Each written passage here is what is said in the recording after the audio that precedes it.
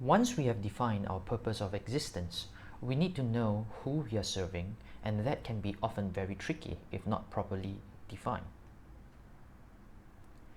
It definitely helps to be as detailed as possible.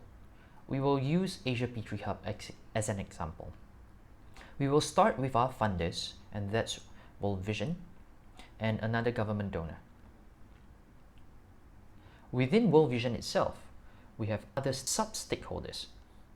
The Global Center, where global functions are housed, the support offices or our fundraising offices, the regional offices, the program implementation offices.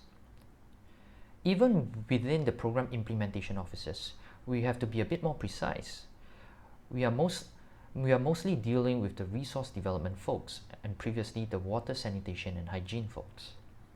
Next, on the other side, we have our partners from the 3P sectors: public, private and people. In the private sector, we have mostly corporates, although we work with startups and SMEs as well. In the public sector, we work with government agencies or government-linked entities. In the people sector, we have a broader mix, ranging from other NGOs, foundations, to academic institutions. Now, once we have identified who our stakeholders are, we can move into understanding how we can be of value to them. Now, there are many ways of looking at how we can create value proposition for stakeholders, but the one we have found to be the most straightforward is to start with their pain points.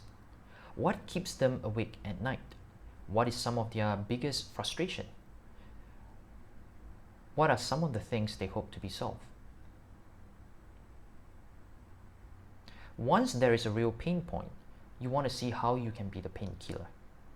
Now, it is important for us to address that there is a stark difference between a painkiller and a vitamin.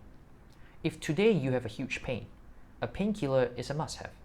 It's something you cannot live without, and you would be willing to pay whatever the price to make the pain go away.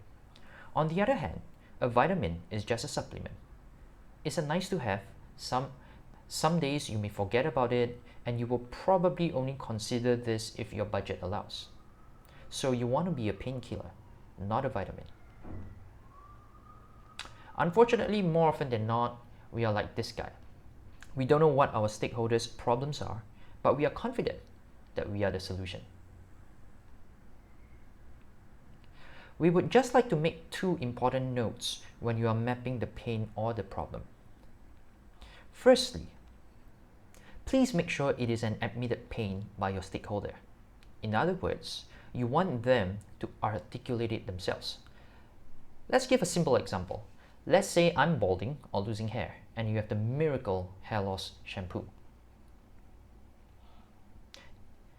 If you see my balding scalp and assume that it's my pain point and try to convince me that I need your hair loss shampoo, I might actually be offended because maybe I don't think my hair loss is a problem.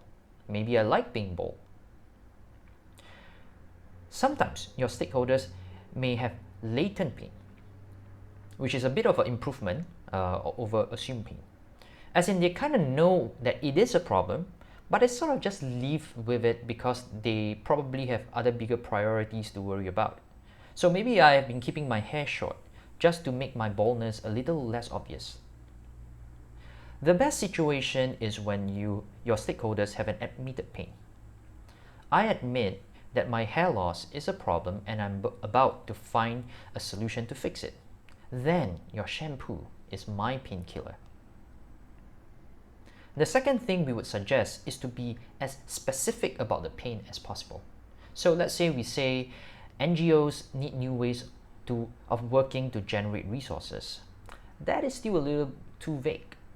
However, if we say in certain countries, NGOs are now increasingly being mandated to reduce their overhead headcounts to lesser than 20%, and that includes your marketing, sales, and resource development headcounts, now we have added a level of detail on the problem statement. Maybe those countries where this regulation is the most tightly regulated is where Asia P3 Hub can provide most value to.